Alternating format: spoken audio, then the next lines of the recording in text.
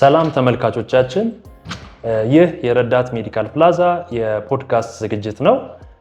ዛሬ በዚህ ፖድካስት ዝግጅት የታይሮይድ ህመም ዙሪያ ከስፔሻሊስት ሐኪሞች ጋር ንግግር ወይም ኮንቨርሴሽን የሚኖረን ይሆናል። እኔ ዶክተር ናኦም ተስፋዬ ነኝ። የኒውክሌር ሜዲሲን ስፔሻሊስት ሐኪም ነኝ። በረዳት የኒውክሌር ህክምና ማዕከል ኃላፊ በመሆን እሰራለሁ። እንግዶቼ እንዲያስተዋውቁ ራሳቸውን እድል እሰጣለሁ። እሺ፣ አመሰግናለሁ። ስሜ ዶክተር መስከረም አበራ ይባላል። የኢንዶክራይን እና የብሬስት ሰርጅን ነኝ። በረዳት ሜዲካል ፕላዛ የኢንዶክራይን እና የብሬስት ሰርጅን በመሆን በማገልገል ላይ ይገኛለሁ። ስሜ ዶክተር ጳውሎስ ይፍሬም ይባላል።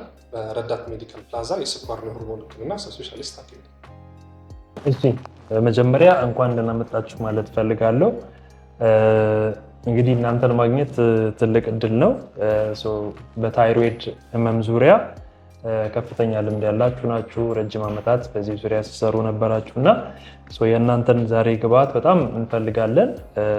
በመጀመሪያ የታይሮይድ በሽታ ምንድን ነው፣ ወይም መጀመሪያ ደግሞ ታይሮይድ ምንድን ነው ከሚል ብንጀምርና ለዶክተር ጳውሎስ እድሉን ብሰጥ። አመሰግናለሁ ዶክተር ናኦም። ታይሮይድ ማለት በአንገታችን በፊት ለፊት ክፍል የሚገኝ የቢራቢሮ ቅርጽ ያለው አካል ሲሆን በሰውነታችን ውስጥ ትልቅ ስራ ነው ያለው።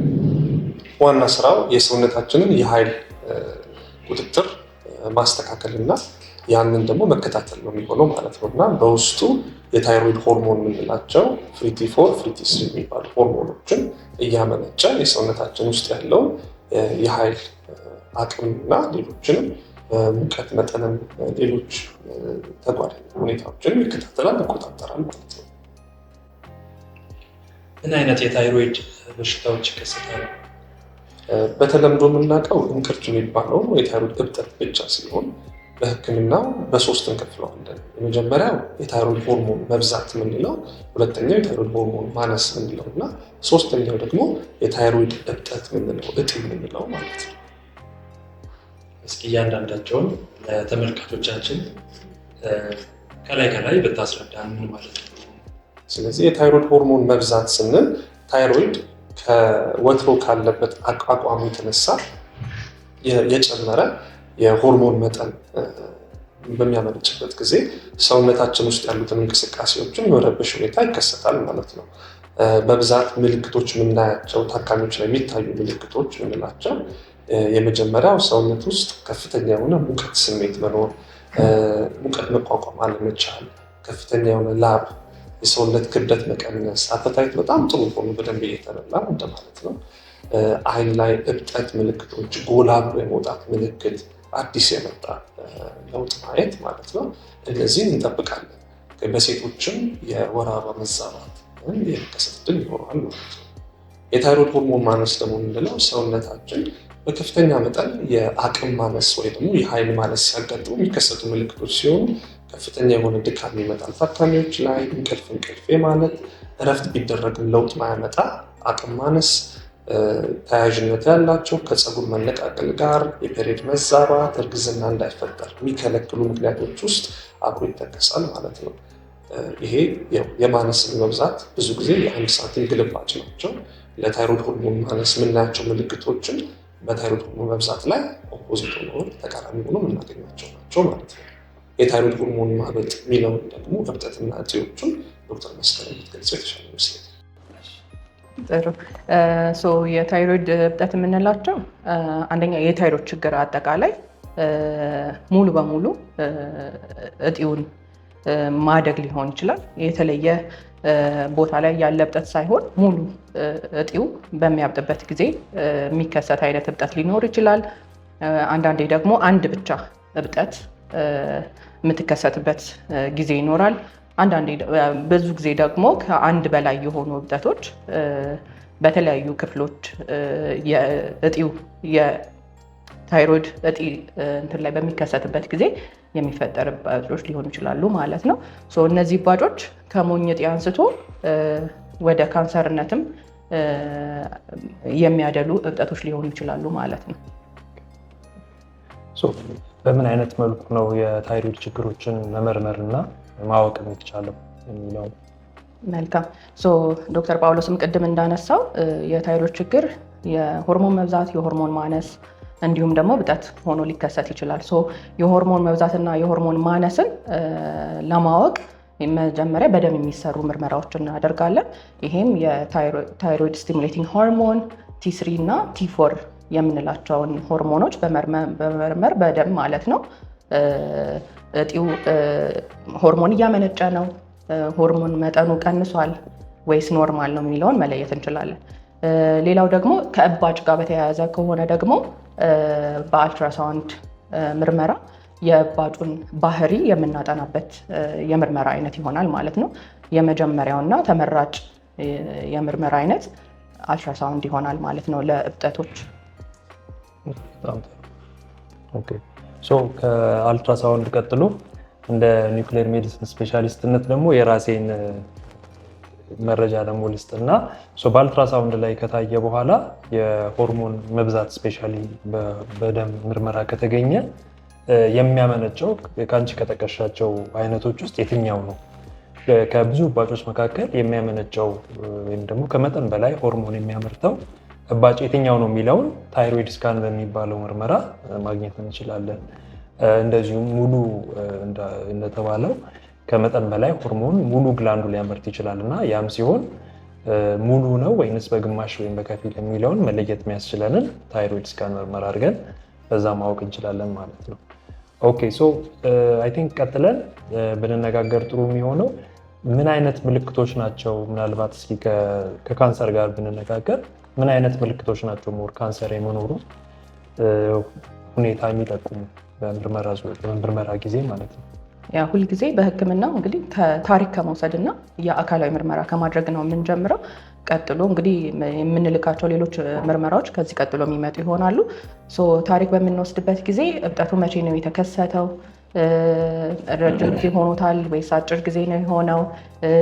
በቅርብ ጊዜያቶች ውስጥ የተስተዋለ ለውጥ አለ ወይ?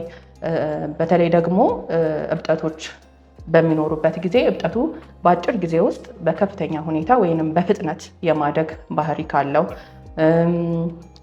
የጫና ስሜቶች የምኖራቸው ሊሆኑ ይችላሉ። ይሄ በእርግጥ ሞኝ እጢ ላይም ሊከሰት የሚችል ነው። ለካንሰር ስፔሲፊክ የሆነ ነገር አይደለም፣ ግን የጫና ስሜቶች ሊኖሯቸው ይችላሉ የካንሰር ታካሚዎች። ምክንያቱም እብጠቱ እያደገ በሚሄድበት ጊዜ ዶክተር ጳውሎስ ቅድም እንዳለው የቢራቢሮ ቅርጽ ያለው ከአየር ቱቧችን ፊት ለፊት የሚገኝ እንደመሆኑ መጠን ትንፋሽ ማጠር፣ የአየር ቱቧችን ደግሞ ከምግብ ቱቧችን በፊት ለፊት በኩል ያለ ስለሆነ ምግብ በሚወስዱበት ጊዜ የማዋጥ ችግር የመፈጠር፣ የድምፅ መጎርነን ሊኖር ይችላል። በአካላዊ ምርመራ ጊዜ ደግሞ እብጠቱ ደረቅ ሆኖ እንደ ድንጋይ የመሆን ወይንም ደግሞ ፈርጠም የማለት አይነት እንትን ይኖረዋል። ይሄ ሶፍት ያልሆነ ማለት ነው። ወይም በሕክምናው ፈርም ወይም ሃርድ ኖጁል የምንለው ማለት ነው። እንደዚህ አይነት ባህሪ ይኖራቸዋል። አካባቢው ካለ ነገር ጋር የመያያዝ ባህሪ ስለሚኖራቸው ለማንቀሳቀስ መቸገር ሊኖር ይችላል። ስለዚህ በአካላዊ እና በታሪክ ላይ የምናስተውላቸው ለውጦች እነዚህ ይሆናሉ ማለት ነው። እንዲሁም ደግሞ ምርመራዎች ላይ አልትራሳውንድ ላይ የእጢ የካንሰርነት ጥርጣሬ ካለን ደግሞ አንዳንዴም ተጨማሪ ምርመራዎች እንደ ሲቲ ስካን ያሉ አዘን ከአካባቢው ካሉ አካሎቻችን ክፍሎች ጋር ያለውን ግንኙነት የምናጠናበት የምርመራ ሂደት ይሆናል ማለት ነው።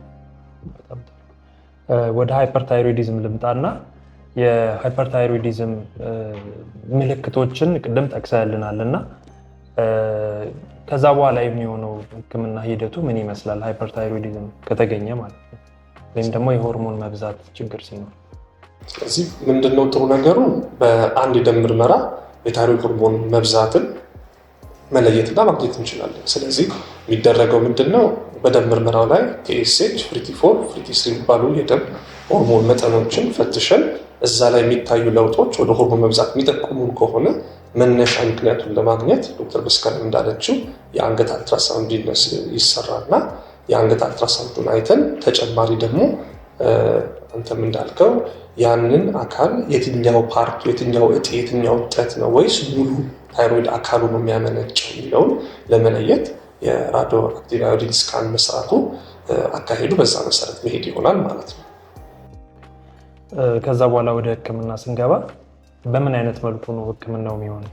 ስለዚህ ህክምና ላይ ስንደርስ 3 አማራጮች አሉን ማለት ነው። የመጀመሪያው ሁሉም ታካሚ ላይ ያንን የጨመረውን የሆርሞን መጠን ለማስተካከል በታብሌት የሚሰጥ ህክምና ለሁሉም የሚሰጥና በሂደት ታካሚዎችን እየመረጥን አንዳንድ ታካሚዎች በታብሌቱ ብቻ እንዲቀጥሉ የምናደርግበት አካሄድ አለ። እንደ ታይሮይድ መብዛት አመንጪ ኬዙ አንጻር ማለት ነው። ለአንዳንድ ታካሚዎች የቀዶ ጥገና አማራጭ እንሰጣለን። ለአንዳንድ ታካሚዎች ደግሞ በራዲዮ አክቲቭ አዮዲን ታይሮይዱ እንዲዳከም የሚያመነጨው አካልና እንዲስተካከል የሆርሞን መጠኑ ማድረግ እንችላለን ማለት ነው።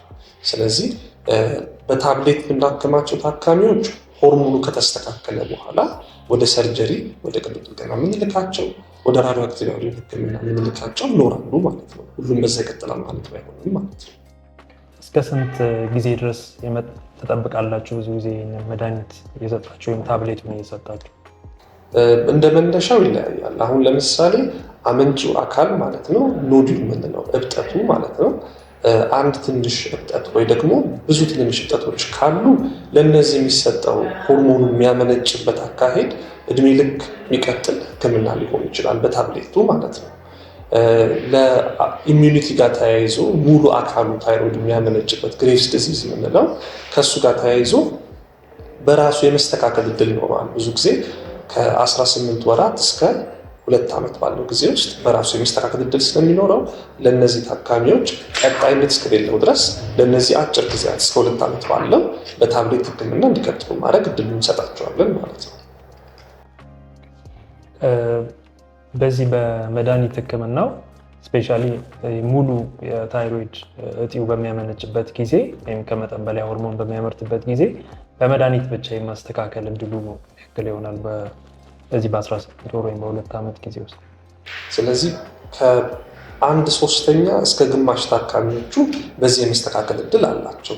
አሁን ያሉት ውጤቶቻችን የሚያሳዩን ግን ከዛም በላይ መሄድ የሚችሉ ቁጥሮች ናቸው።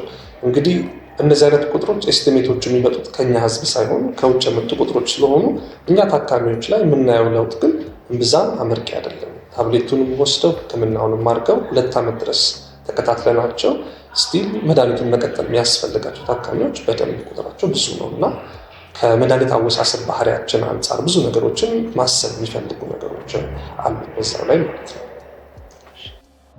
በመቀጠል ወደ ዶክተር መስከረም ልመለስና ዶክተር ጳውሎስ እንዳለው እነዚህን ታካሚዎች የሆርሞን መብዛት ችግር ያለባቸውን ከ18 ወር እስከ 2 ዓመት ካልተሳሳትኩኝ እንከታተላቸዋለን። በመድኃኒት ከተከታተልናቸው በኋላ በዛ ለውጥ ማይመጣ ከሆነ አንዱ አማራጭ በቀዶ ህክምና ይህንን ችግር ማከም ነው። ስለዛ ህክምና ሂደት ስለ ቀዶ ህክምና እስኪ ገለጻ አድርጊልን። በጣም ጥሩ። ስለዚህ ቀዶ ህክምና ላይ ስንመጣ ሃይፐርታይሮይዲዝም በአጠቃላይ የሆርሞን መጠን መጨመር ነው ብለናል። በተለያዩ ምክንያቶች ሊከሰት ይችላል። ስለዚህ እንቅርቱን በተመለከተ ሙሉ እንቅርቱን በሚያብጥበት ጊዜ የሚከሰት የሆርሞን መጨመር ግሬቭስ ዲዚዝ የምንለው፣ ቶክሲክ መልቲኖዱላር ጎይተር ወይንም ደግሞ ብዙ እባጮች ያሉበት፣ እንዲሁም ቶክሲክ አዲኖማ አንድ እባጭ ያለበት ለሆርሞኑ በከፍተኛ ሁኔታ መጨመር ምክንያት የሆነው ማለት ነው። ስለዚህ እንደየ ምክንያቶቹ የሚሰራው የቀዶ ህክምና አይነትም የተለያየ ይሆናል ማለት ነው። ግሬቭስ ዲዚዝን ስናይ እንቅርቱ ሙሉ በሙሉ ነው ያበጠው ብለናል። ስለዚህ በመድኃኒት ህክምና በኋላ በመድኃኒት ህክምና የሚድኑ ይኖራሉ። ግን በመድኃኒት ህክምናው መዳን ያልቻሉ ወይንም ደግሞ መድኃኒቱን በተለያየ ምክንያት መውሰድ የማይችሉ ለመድኃኒቶቹ የጎንዮሽ ጉዳት ያሳዩ ታካሚዎች ወደ ቀዶ ህክምና እንወስዳቸዋለን። ሁልጊዜም ከቀዶ ህክምና በፊት የራሱ የሆነ ዝግጅት ያስፈልገዋል። እንዲሁም ከሬዲዮ አክቲቭ አዮዲን ቴራፒ በፊትም ልክ በአንተ ሙያም ማለት ነው እንደሚያስፈልገው ከቀዶ ህክምና በፊትም ዝግጅት ያስፈልገዋል። በመድኃኒት ቁጥጥሩን ጥሩ ማድረግ ይኖርብናል። ከዛ እንቅርቱ ሙሉ በሙሉ ያበጠበት እንደ ግሬቭስ ዲዚዝ ከሆነ አሁን እንግዲህ ሪከመንድ የሚደረገው የሚመከረው የህክምና አማራጭ እንቅርቱን ሙሉ በሙሉ ማውጣት ይሆናል ማለት ነው። በተለይ ደግሞ ኤክስፐርት ሰርጅኖቹ ያሉበት አክሰስ የሚኖር ከሆነ ማለት ነው። ምክንያቱም ከዚህ ቀዶ ህክምና ጋር ተያይዞ የሚመጡ ሌሎች ጉዳቶች ስላሉ ማለት ነው። እንደ ነርቭ መጎዳት፣ እንደ ፓራታይሮይድ የምንላቸው እጢዎች አሉ በሰውነታችን ውስጥ የካልሽየም ቁጥጥራችንን የሚቆጣጠሩ ከእንቅርት ጀርባ ወይም ከታይሮይድ ግላንድ ጀርባ ያሉ እጢዎች ናቸው። ስለዚህ እነዚህን ጉዳት ላለማድረስ ከፍተኛ የሆነ ጥንቃቄ መደረግ ይኖርበታል ማለት ነው። ስለዚህ በትንሹ ምንድነው ኒር ቶታል ታይሮይዴክቶሚ ወይንም ደግሞ በጣም ጥቂት ቲሹ አስቀርተን የምንሰራው ሰርጀሪ እና እንዲሁም ደግሞ ግላንዱን ሙሉ በሙሉ የምናወጣው ሰርጀሪ የሚመረጥ ሰርጀሪ ይሆናል ማለት ነው። ግሬቭስ ዲዚዝ ለሚባለው አሁን ለምሳሌ ቶክሲክ አዲኖማ የምንለውን ወይንም ደግሞ አንዲት እብጠት ብቻ ከሆነች ያንን የሆርሞን መጨመሩን ያመጣችው ወይም ምክንያት የሆነችው እብጠቱ ያለበትን የእንቅርት ክፍል በከፊል ማውጣት ወይንም ደግሞ በሕክምና ሄሚታይሮይዴክቶሚ የምንለው ወይንም ደግሞ ቢራቢሮ ቅርጽ ነች ብለናል አይደለ? 2 ክንፍ አላት። ስለዚህ አንደኛውን እንትን እናወጣዋለን ማለት ነው። ኦኬ፣ ልመለስና ወደ ዶክተር ጳውሎስ የሆርሞን ማነስ ችግር ያለባቸውን ታካሚዎች እንዴት እናክማለን የሚለውን ደግሞ በዛ ብትገልጽልን። ስለዚህ የታይሮይድ ሆርሞን ማነስ ከሌሎች የሆርሞን አካላት የማነስ በሽታ አንጻር ህክምናው በጣም ቀላል የሚባል ነው። ይህን ምንድን ነው የምናደርገው? ያንን የጎደለው ነው ያነሰውን የታይሮይድ ሆርሞን የሚተካ ኪኒን አለ። ያንን ኪኒን በቀን 1 ጊዜ ከምግብ በፊት ጧት ብዙ ጊዜ ከምግብ በፊት አስቀድሞ ታካሚዎች እንዲወስዱ ነው የሚደረገው። ይሄ ምንድነው? ተተኪ ሆርሞን ነው፣ በታብሌት መልክ የተዘጋጀው። ከሴፍቲ አንጻርም ከህፃናት ጀምሮ አዋቂዎች፣ አዛውንት፣ ለእርጉዝ እና ለአራስ እናቶች ሁሉ የሚሰጥ ነው እና ይሄ የጎደለው ሆርሞን መተካት ምንለው ህክምና መስጠት ይቻላል ማለት ነው። በዚህ ደግሞ ሰውነት ውስጥ ያለውን ስራ እየሰራ ማስተካከል ይቻላል ማለት ነው። እሺ፣ በመሀል አንድ የዘለልኩት ጉዳይ አለና ሃይፐርታይሮይዲዝም ዶክተር ጳውሎስ እንደገለጸው የመጀመሪያ ህክምና በመድኃኒት ከተሞከረ በኋላ 2 አማራጮች አሉ። በዛ መስተካከል ካልቻለ 2 አማራጭ አለ። የመጀመሪያውን አማራጭ ዶክተር መስከረም እንዳለችው በቀዶ ህክምና ማስተካከል ይቻላል። እንደ አይነቱ የሆርሞን መብዛቱን እንዳስከተለው መንስኤ አይነት የቀዶ ህክምና አይነቱም የተለያየ ይሆናል። ሁለተኛው አማራጭ ደግሞ ከቀዶ ህክምና ውጪ መድኃኒትም ካልተቻለ ቀዶ ህክምና አማራጭ ሆኖ ካልሆነ ለዛ ታካሚ ምርጫውም ካልሆነ ሶስተኛው የሚሆነው የራዲዮ አዮዲን ህክምና ወይም ደግሞ የአመንጪ አዮዲን የጨረር አመንጪ አዮዲን ህክምና የምንለውን ህክምና መስጠት ይቻላል። በዛ መሰረት የዚህ የግሬቭስ ዲዚዝ አይነት ወይም ሙሉውን ታይሮይድ ግላንዱ ከመጠን በላይ ሆርሞን የሚያመነጭ ከሆነ ይህንን በኪኒን መልኩ የሚሰጥ ይህን ጨረር በመስጠት ሙሉ በሙሉ ታካሚው ከዛ ነፃ መሆን ይችላል። ከ90% በላይ ውጤታማ የሆነ የህክምና አይነት ነው።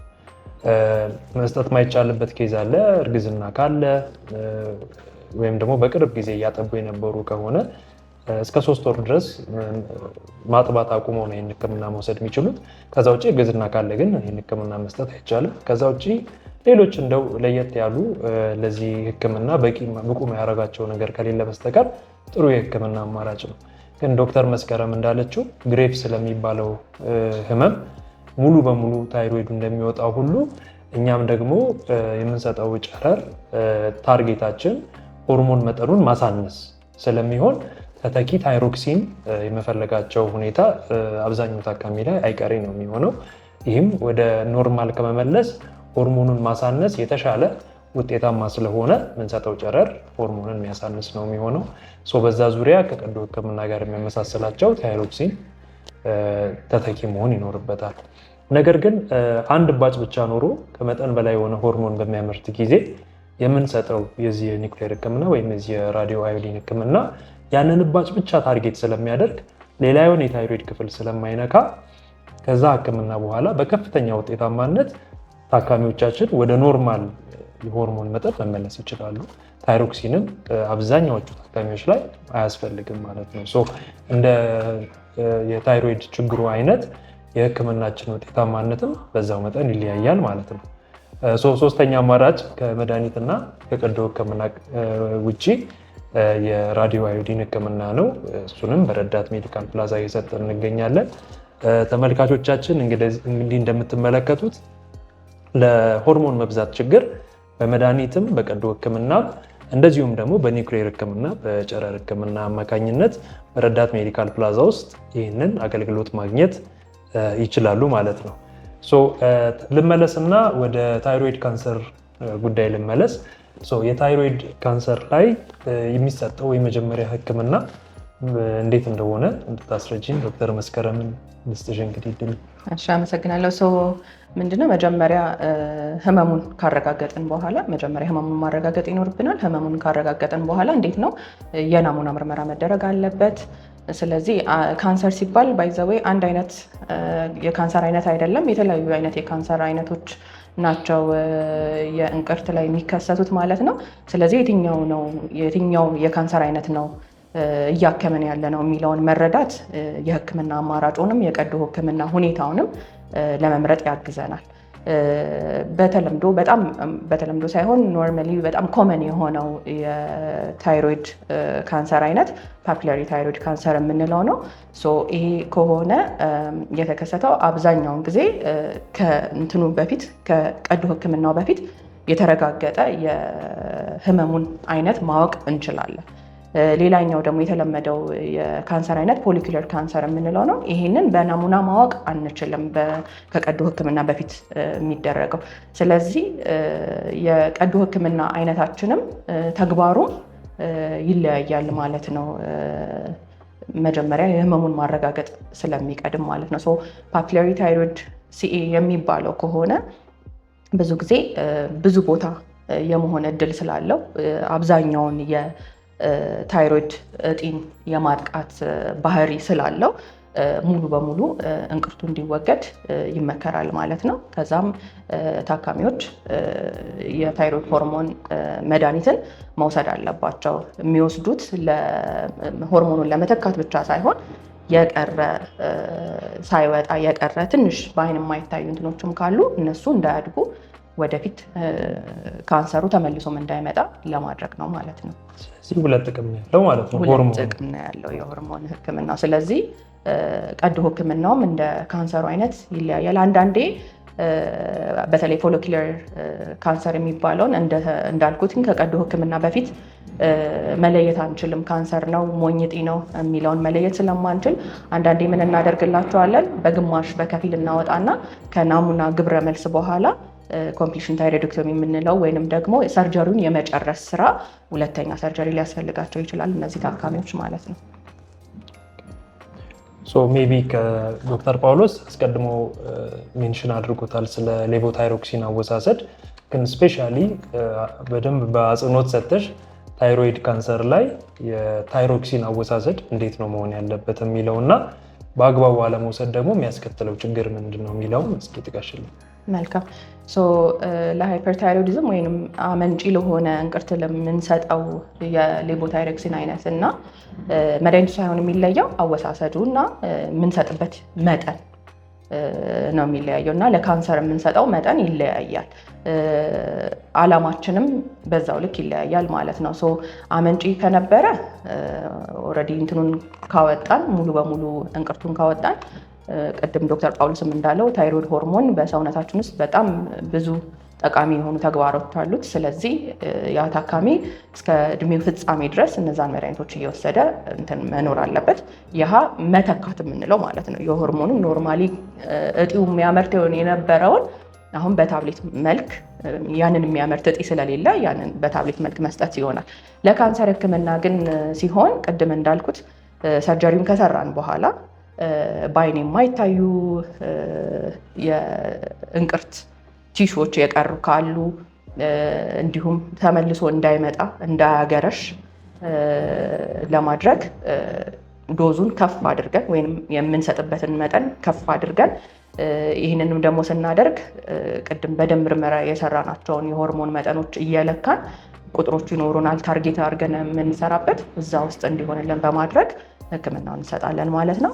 አወሳሰዱን በተመለከተ ብዙ ጊዜ ፕሪፈር የሚደረገው ወይም የሚመረጠው ጠዋት በባዶ ሆድ ቢወስዱት ነው ሌቮታይሮክሲን የሚባለውን ህክምና። እንደዛ ሲሆን ጥሩ ውጤት ይኖረዋል። ሁልጊዜ በተመሳሳይ ሰዓት ቢወሰድ እንመክራለን። ግን አንዳንዴ የጨጓራ ህመም የሚያስቸግራቸው ሰዎች ወይንም ጠዋት መውሰዱን ቶለሬት ማድረግ ያልቻሉ ሰዎች ሲሆኑ ማታ ምግብ ከተመገቡ ከ3 እና ከ4 ሰዓት በኋላ መድኃኒቱን ወስደው እንዲተኙ እንመክራለን ማለት ነው። ብዙ ታካሚዎች ይህንን ታይሮክሲን በተለያየ ምክንያት ሳይወስዱት ይገኛሉ ወይም ይረሳሉ፣ ወይም አወሳሰዱን ደግሞ በጥንቃቄ አይወስዱም እና በአግባቡ አለመውሰድ ታይሮክሲን ታይሮይድ ካንሰር ያለባቸውና ሰርጀሪ የተሰራላቸው ታካሚዎች ላይ ምን አይነት ጉዳቶች ይኖሩታል?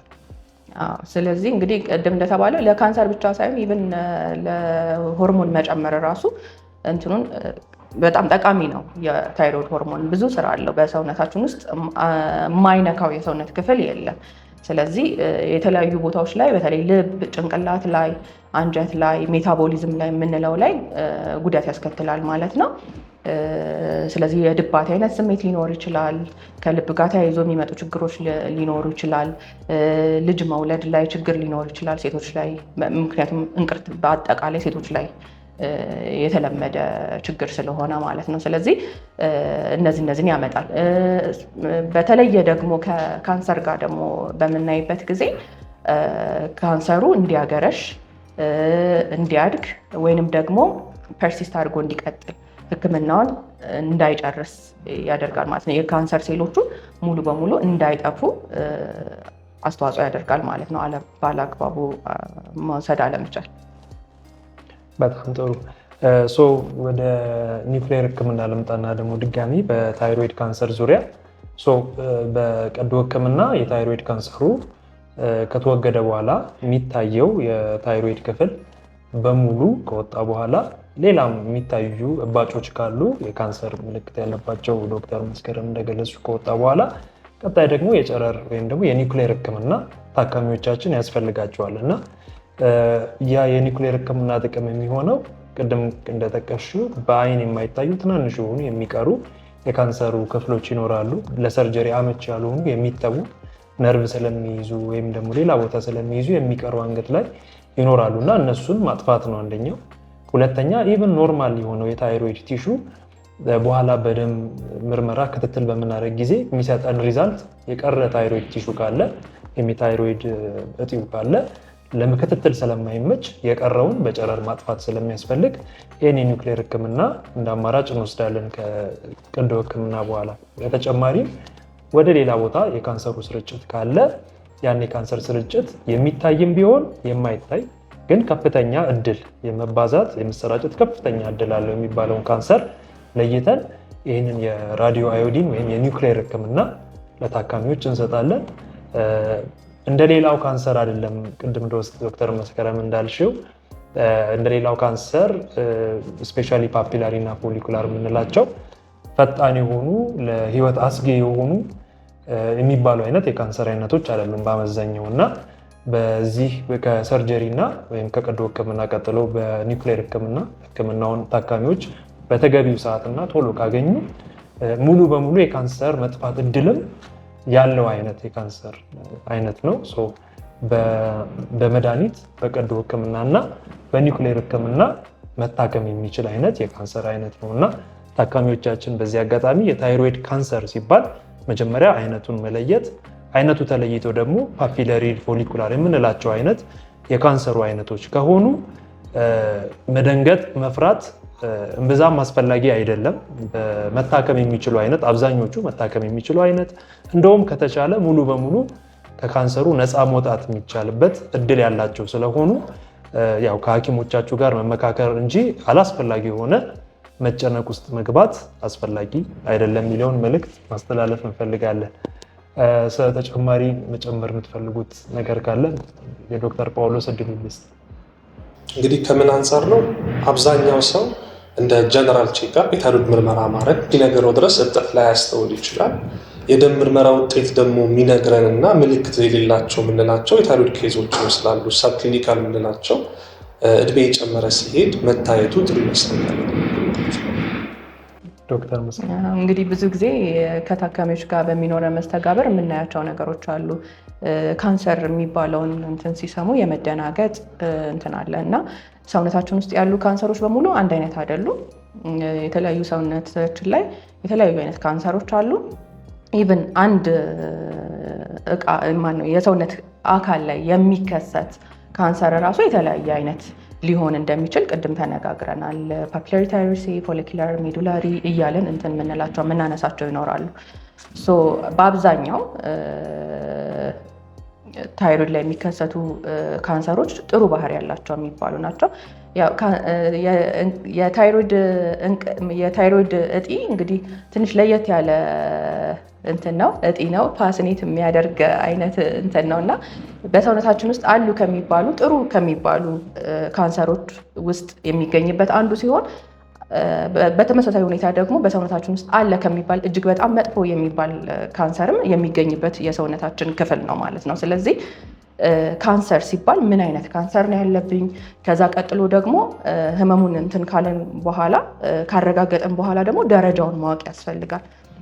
ኢቭን የታይሮይድ ካንሰሮች ጥሩ ውጤት አላቸው ብንልም ፓፒለሪ፣ ፎሊኩለር የምንላቸው ግን ደረጃውም ደግሞ ተመስርቶ ደግሞ ጥሩም ያልሆነ ውጤት የሚኖራቸው የካንሰር አይነቶች ሊኖሩ ይችላሉ ማለት ነው። ስለዚህ ደረጃውን ማወቅ፣ የሚመከረውን የህክምና አማራጭ በተቻለ መልኩ ከሐኪሞች ጋር በመነጋገር እነዛን ህክምና አማራጮች መውሰድ ለጥሩ እና ለተሻለ ውጤት እንትን ያደርጋል እና መደናገጥ አያስፈልግም። ማድረግ ያለብንን ነገሮች በትኩረት ማድረግ ይኖርብናል ማለት ነው። እሺ፣ በጣም አመሰግናለሁ።